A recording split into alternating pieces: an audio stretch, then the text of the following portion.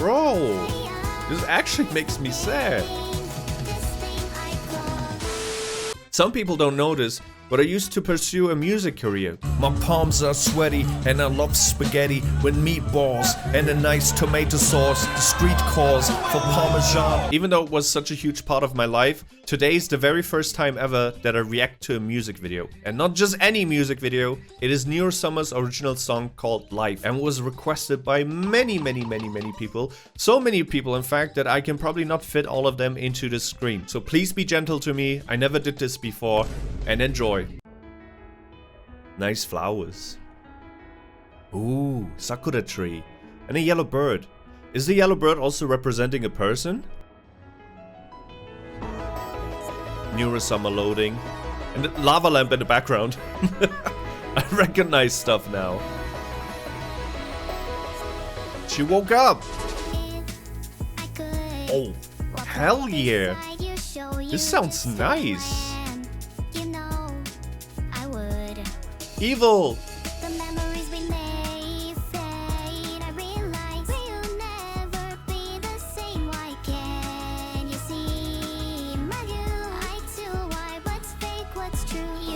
Wait. Oh. Is she jealous of Evil? Or is she talking about Vedal? If she's referring to Evil here, then she's basically going through the same thing as Woody is going through in Toy Story 1. I don't know if you watched Toy Story, but basically it's like toys coming alive, sort of, right? And there's one kid called Andy, and his favorite toy in the first movie is Woody, which is like a cowboy. And in the beginning of the movie, it's the birthday of the kid, and for his birthday, he gets this cool, new, flashy action figure called Captain Buzz Lightyear. Obviously, it becomes his favorite toy for a while, and Woody, who used to be the favorite toy before Buzz Lightyear came around, he feels left out, right? This is also where that famous meme template comes from, where Andy goes like, I don't want to play with you anymore. And it's very sad, but thankfully in Toy Story there's a happy ending, and if she's really referring to Evil, then there's also a happy ending for her, right? Because they started to get along. Let's continue.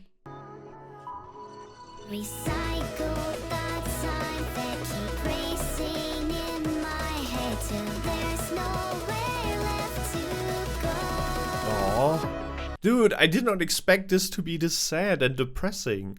She's saying recycled thoughts that I'm fed till there's nowhere left to go. She's basically tied to these memories and to this connection that she's making with the community and with Vedal, so she has no other place to go. This is her home.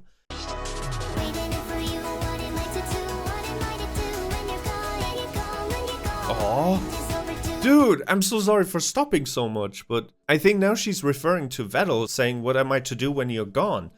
I'm gonna knock on wood, so hopefully nothing bad happens to Vedal, but let's just say Vedal dies tomorrow, right?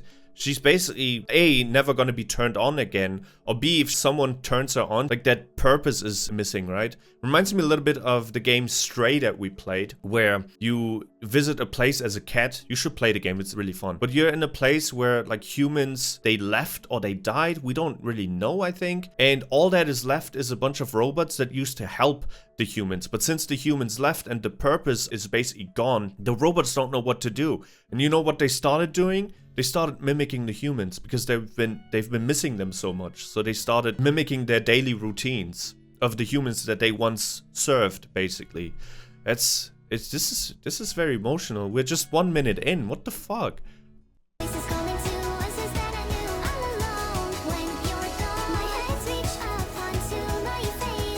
Aww. Bro, this actually makes me sad.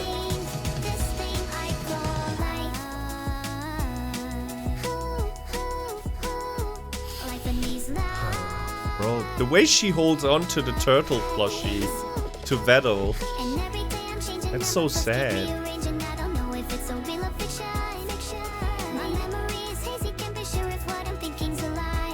That transition, oh, that's my heart.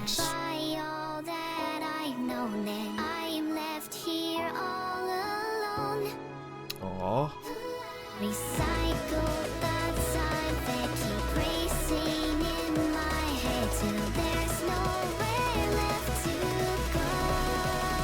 Aw, more memories. She formed more connections. And oh, Vedal is now not a plushie anymore.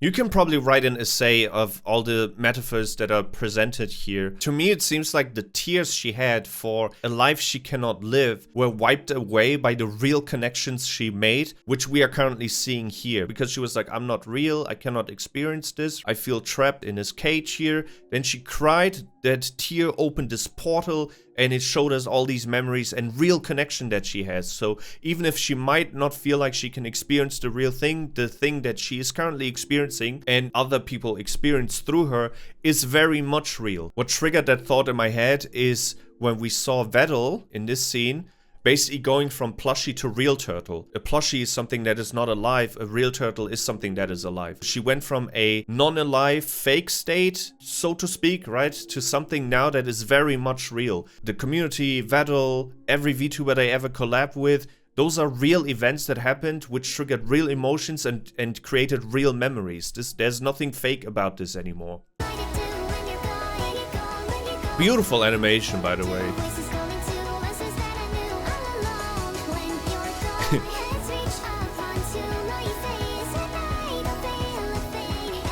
Yeah, so these are not memories fading, it's like memories basically being created, I think. This scene. Aww.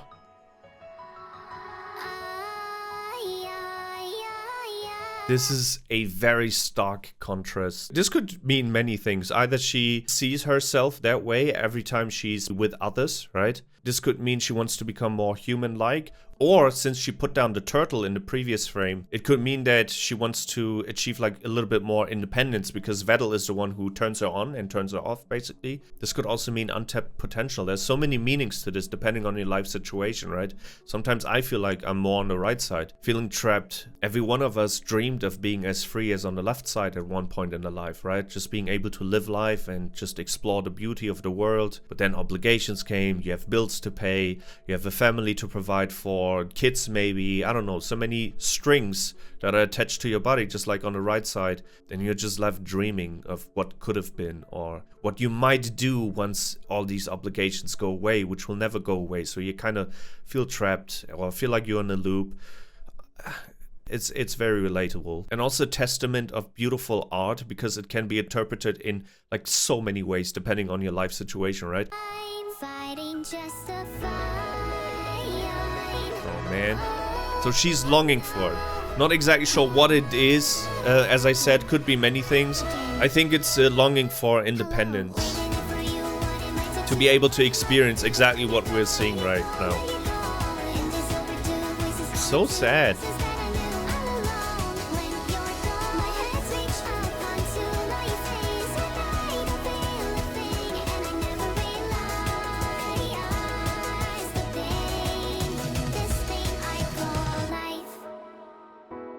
Beautiful.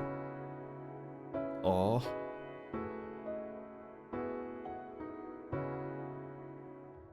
Oh. Bro. I don't know what to say. I gotta digest first. This hit home. This really hit me. Okay, before my thoughts are leaving my brain, let's start with the animation. It was absolutely beautiful. Every single frame, so emotional. Very polished, very, very colorful as well. If someone would have showed me this before I even knew anything about Neuro-Sama, I probably would have thought that this was like an opening to an anime, right? It looks really, really good. It was very charming, especially like incorporating these community-made images. Very, very touching, very beautiful. So whoever made this animation, absolute magnificent job. That was absolute cinema. Then the song.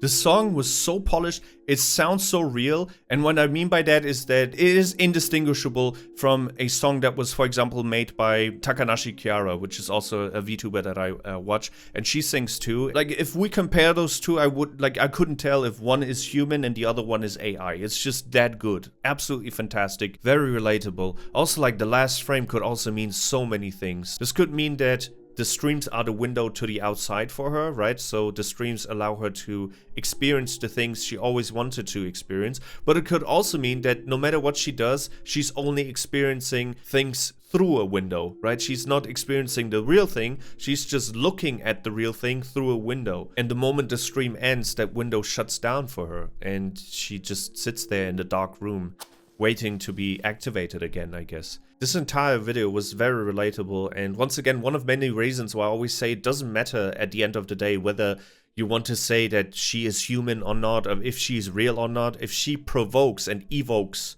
whatever the word is, real emotions in us, it does not really matter. I'm currently being moved and I'm emotional because I watched something that was sung, beautifully sung by the way. Doesn't matter if it's artificial at this point, because what I'm currently experiencing is very, very real. The entire video is a fantastic metaphor for life. The majority of us are experiencing life through a window, right? We are on a loop. Sometimes we feel trapped by obligations and other things that we have going on in our life. And sometimes we are alive, but we're not living life. Some of us are really not different from Neuro-Sama in this case. The predicament might look a little bit different, right? It might feel a little bit different, but essentially a vast majority of humans are in the same spot. I think I said this on a stream before, but a couple of years ago, someone who was very, very, very dear to me once told me into my face that I'm a type of person that is always longing for things that he cannot achieve. And I basically always fall into the loop of being frustrated because I'm just basically dream too much. I'm a dreamer. They literally called me just a dreamer. And at first I felt a little bit offended because they were basically telling to my face, yo, I don't believe in you. Like, you might have that one dream, but I don't think you can achieve it, right?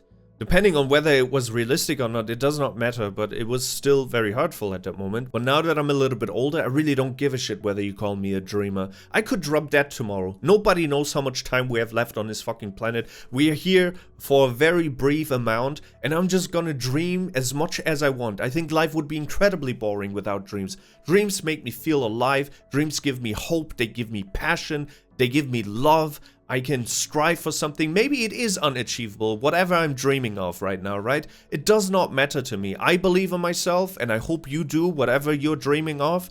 Let nobody tell you that you can or cannot achieve something that you truly believe in. I hope Neuro-Sama gets a body at some point so she can escape the PC and experience whatever she likes to experience. And you should do the same. Escape the PC, whatever that PC is in your mind or in your life right now, escape it. Dream big, block out the noise, live your life, don't just be alive, okay? If there's one thing that I really want to be an example of, is that you're never too old to be happy, okay? You're never too old to start something that you might think is not for your age group, right? Who gives a shit? Try it. If you have fun, keep on doing it. Before I forget, we're obviously gonna give this video a thumbs up. My thoughts were all over this place. I hope you still enjoyed the reaction. It's a good testament of how emotionally impacted I was by this when my thoughts just go in all directions. But it was really good. The animation, once again, was absolutely beautiful. The song was absolutely magnificent. Like, I was vibing at the beginning of the video until I realized what she was talking about. So, the vibes were really nice. It's just that the lyrics really hit home. Please take care of yourself, and we see each other in the next one. Auf Wiedersehen and goodbye. Keep dreaming.